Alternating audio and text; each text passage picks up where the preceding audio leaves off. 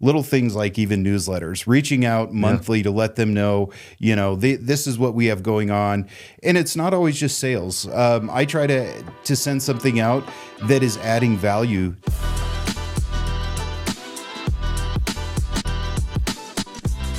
All right, everybody, welcome to another episode of Connections That Matter, where we have awesome conversations with Northern Colorado's best networkers and find out some of the connections that they've made that have led to their success. Today, I have Jeremy from Voda on the show. Jeremy, welcome. Thanks. Excited to be here. Awesome. Well, I've been seeing you everywhere networking. Voda, from what I understand, is a new company, but you just had a really big ribbon cutting. You're expanding your services, and you're really making a splash from everything that I'm watching. Yeah, definitely excited to be part of this Northern Colorado community. Really just trying to get our name out there. Like you said, we just had our ribbon cutting. So really just trying to network locally, make good connections, and really be able to get the name out there. We're 6 months in, so we're not super old, and I'm new to the networking game. And so really enjoying learning about networking. Great experiences so far, and really just trying to get the name out there. Well, and I think that's what I want to get it to, because if you're not an experienced networker, a lot of people, they ease into it, right? Or they get their business established, but you have done that as such an effective marketing strategy upon your launch. You've jumped 2 feet in. But talk to me about the decision to really start networking from the very, very beginning. Yeah, so really what my job is as a owner of a franchise unit, I am not necessarily out on the job every day. Right. My job is really to be the mayor of the town, really to go out and make connections, to get the name Voda out in the community, and really be able to find the right people to partner with and to refer with. And that's what's important, because who I'm referring and who's referring me, we become extensions of their business. Mm-hmm. And it really becomes a part of my community and part of my business. Who have been some of your best referral partners, either people sending you business or people you've been able to refer? Yeah, so really it's come through networking groups is where I've been able to make some of those strong connections. Some of those are companies that are just local, starting up as well, or just trying to get their footprint into this Northern Colorado area. So one of them being Red Rock Roofing, really good partner. But really being able to build connections with them right away, finding that we aligned both on the same values, which were very important to us, on integrity, honesty, doing what's right for the customer. Those are really what we highlighted when we made those connections with Red Rock. So they've been a really good referral partner, and then just continuing to make connections. You talked about making a splash. One of the things I have started to learn, and I'm going to freely admit, I am learning. And that's what this process is about. It's learning, getting better. I jumped in, made lots of connections, but it's somewhat more the quality than the quantity. Yeah. And that's what I'm finding is digging deeper with each one of those quality connections, learning about their business, learning what they're doing and how I can support them. And then you see that come in return as you dig deeper with those connections. Well, and like Red Rock, I saw Jake, I follow, he's over there. Not only is he like sending you referrals, but like he did some marketing or did a Facebook post recently to advertise about what you're doing, and was excited about your ribbon cutting too. So I think that's just like a step above as far as like business loyalty, is somebody who's willing to show up for you, willing to advocate for you. I'm curious, how did you meet Red Rock, and how did you develop that relationship to the point where they're so much in your corner? Yeah, so really it's following what you're supposed to do within the networking groups. Yeah. So met Jake in a networking group. one-to-one, kind of made that connection through the one-to-one. That's where you kind of got an idea of kind of the values, how he operates, how Red Rock operates. And then from there, it was just continuing to foster that relationship. And really that one grew. I had a question about a job. We had a mold job that came up. The mold issue we were able to address, but kind of where that source came in, it was in the attic. Gave Jake a call. Hey, what do you think about this? He gave me his professional knowledge, came out to the job site, was able to identify some of the issues that were causing the mold. Really a great synergy with the two of us working together, and, really began to foster. And at that point, I think we did some content for Instagram together, co-marketing, and really getting both of our names out there, how we were able to work together to provide a great resource for our customer. And I think that's what networking is all about, looking for those win-wins. And, what I'm hearing about that interaction is you had an industry expert to help you serve your client. They got a referral from you that you were able to bring in, and then ultimately the client gets better service because you're outsourcing things that aren't in your expertise and building that alliance with it. So who else would be good, or what other industries would be really good, like synergistic collaborators with you? Yeah, one of the others, kind of jumping to the cleaning side, I've worked with CleanSpot, who's a cleaner that I work with. So they do more of the janitorial, more the maid service kind of cleaning. But we've been able to partner on commercial jobs where they take care of a lot of the janitorial aspects of a job, and then we're able to do the professional carpet cleaning, the gym mat cleaning, those deep cleanings and aseptic sanitization of surfaces that maybe they don't have that expertise. So hold on, you just said a big word that went over my what is aseptic sanitation? So my background, I've worked in biologics and in manufacturing. So world of aseptic is really reducing microbial growth. Okay, gotcha. I'm not going to say sterile. That has a whole different meaning in the world I came from. But aseptic, sanitizing it, making it cleaner. Hospitals, think of, a doctor's office. It's more aseptic, more sanitary. And that's what we want to do. So like a gym service, going into where people are working out, rolling on mats, doing taekwondo, something like that. Those are areas where we can come in and sanitize those mats, because you do get potential microbial growth and things like that. So that's a service and skill set that we offer that we can bring to that customer and really create a single package that we're able to market to them, where they can have monthly maintenance, where they're coming in doing the cleaning, the janitorial cleaning, and then we're coming in and actually doing that more sanitization piece. So really good connection there. Really cool. Do they bring you in an alliance, or do they introduce you to the owner, or how are those handoffs working? Yeah, so that one, the one I'm thinking specifically of, we actually both went and met with the owner. Oh, we both did a walkthrough and talked to him about our specific skills together and how we could make that a better package and offer him a better product, because he didn't have to go out outsource to two different companies. It was one package we were able to provide to him. Yeah. I mean, I was, when you first come on the show, I was thinking like restoration, how to referrals, because it's like, it's after the incident happens, right? That's what it seems a little bit more luck based. But after talking to you, it seems definitely there's opportunities that you can come in through referrals. So, how are, obviously you got to answer the phone if there's an emergency or water damage or smoke damage. But how has networking played a big role into getting consistent business that's not relied on an emergency happening? Yeah, I would say being able to make those connections and have those connections, being able to explain what our services are, and my network being able to see those opportunities as they come, right? So being able to explain the services of, I'm really two businesses in one, where I have the professional cleaning, the carpet, the tile, the air duct cleaning, and then another side of the business, the restoration.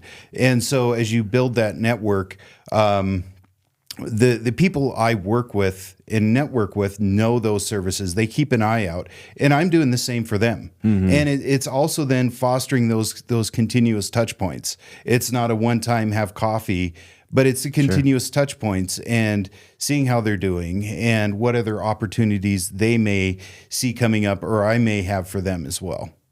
So Voda's a franchise, and so you're able to you got some resources and support. Are they encouraging you to network, or is that something that's coming from yourself personally? Absolutely. So mayor of the town is not for me. That is definitely from the franchise, and really my role is to build the business, and that is really through networking. If you see Voda, the CEO, Dan Claps, he is out there constantly networking and building Voda. And we're emulating that same thing where we're going out, networking, meeting people.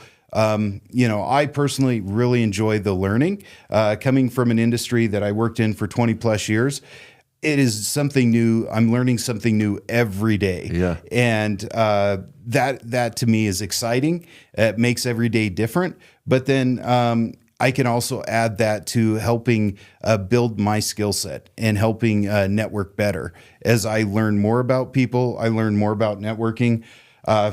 Working with you, it's been great. Learning how to network more effectively and more efficiently, and just learning how to network based off of who the person is and what their style is has been very helpful. I imagine your clients are having to call you or reach out to you on a tough day, right? Like if it's a restoration, even if it's like carpet cleaning, maybe they're moving, it's like still stressful, but how much of it is the work and how much of it is the client relations that make you successful? Yeah, the client relations are really important to me.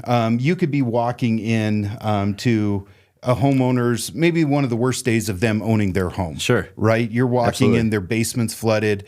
Their mind is a million different places. You want to be sensitive to that. You want to understand. They may be heightened and elevated in the way that they're speaking or talking to you.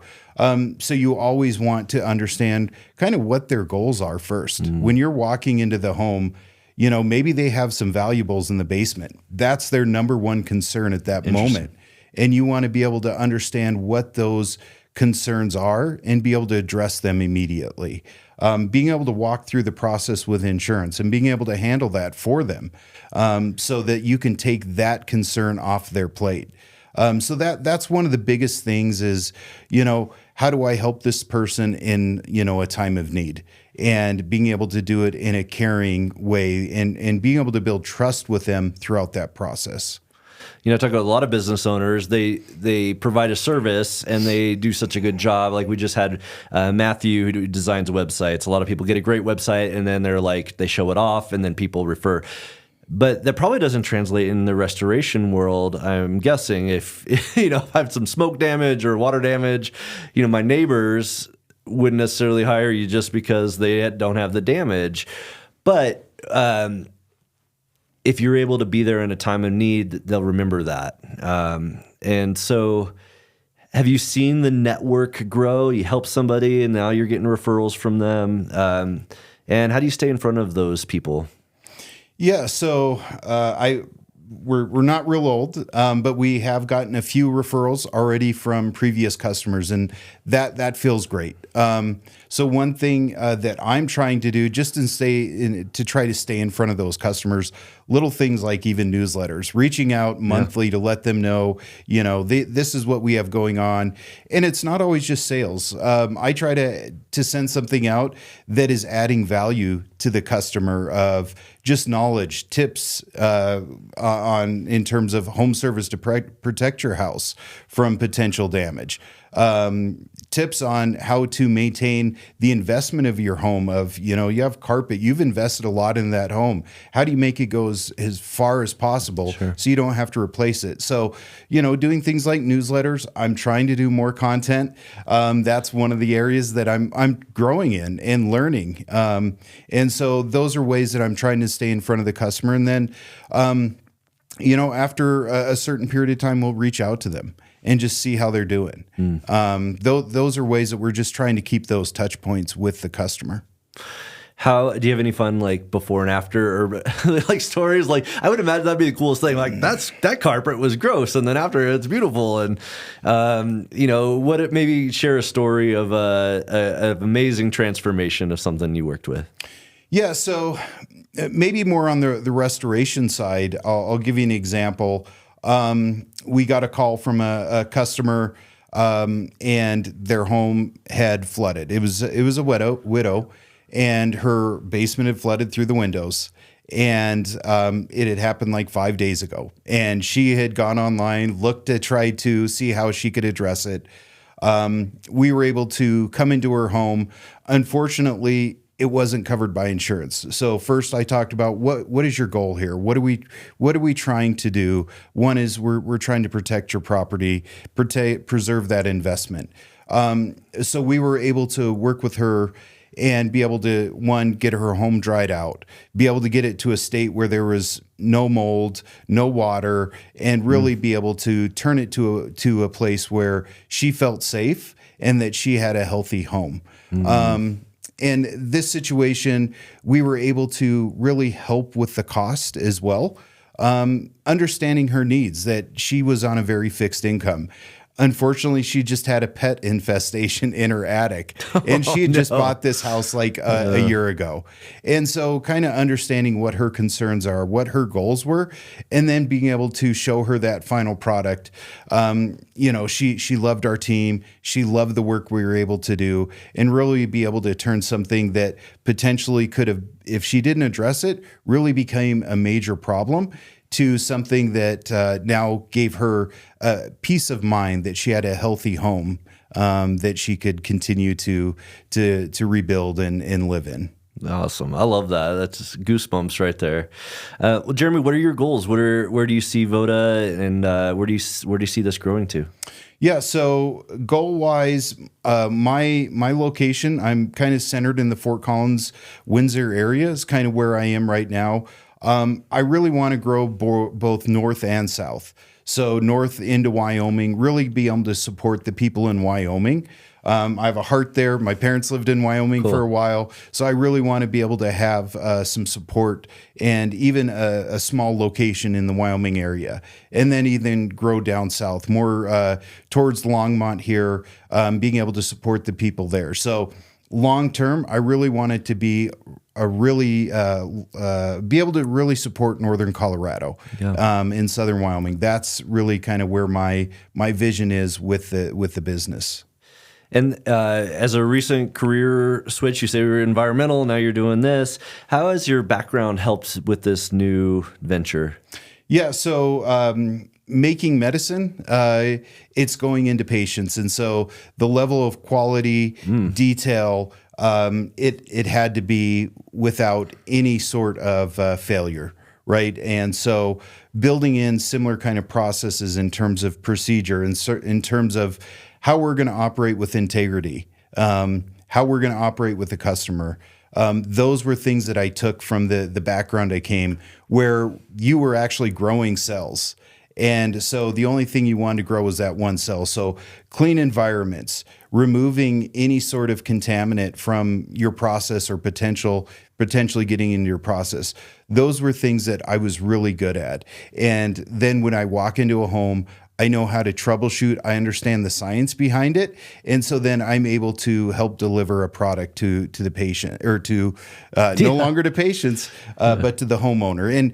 And really for me, each job is different. And I love that aspect, because I can come in, we can use the standards that guide us, to be able to come up with a solution that we're able to deliver then to the homeowner. Right on, right on. Well, I love all the efforts you're doing networking. Is there any specific types of industries that you would love to meet at a networking event or build relationships with? Yeah, absolutely. Being able to help the customer.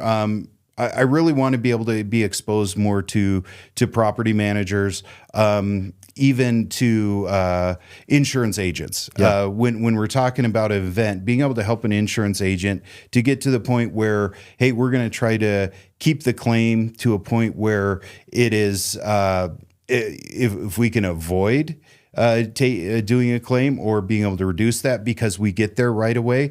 That's what we want to be able to do, is be that emergency response that is able to minimize damage, that is able to address it right away. So insurance agents are big. Property managers are big. I'd love to be able to work with hotel managers, conference rooms, things like that, where you have constant turnover, where a team that is professionally trained to be able to clean carpets, to clean different surfaces, we can come in, we can turn that space around for you really quick, to be able to turn that around for your business. Love that. And if somebody is in one of those industries and they want to either set up a one-to-one with you, or maybe they're watching this and they're having an issue they need resolved, how can people get a hold of you? Yeah, so they can reach out to me. Just give me a call. Happy to provide my number. Shout out. My number is 970-822-5300. You can hit me up on email at jeremy.howe@myvoda.com. Or you can find me on Instagram. I'm trying to post more. So follow me on Instagram. Gonna admit, I don't know what my Instagram handle is. Not good. We'll tag it in the show. But yeah, follow me or just message me directly, and I'd love to be able to help you out. Cool, Jeremy. Well, I see you making some great connections, but unlike a lot of people who network, you're developing those connections where you're creating like joint partnerships, joint marketing, and really doing it the right way. So hope people reach out to you, and I really have enjoyed having you a part of my community as well. But Jeremy, thanks so much, and I'll see you around Northern Colorado. Thanks, Andrew. It was great. Appreciate it. Hey all, thanks for watching. I love networking and building relationships with other Northern Colorado business leaders. So if you want to come meet some of these podcast guests, meet me, or meet some other amazing entrepreneurs in Northern Colorado, I would love to have you attend one of our next events. Go in the podcast description. There's a ways that you can see our upcoming schedule, and maybe you could be a future podcast guest as well. Thanks.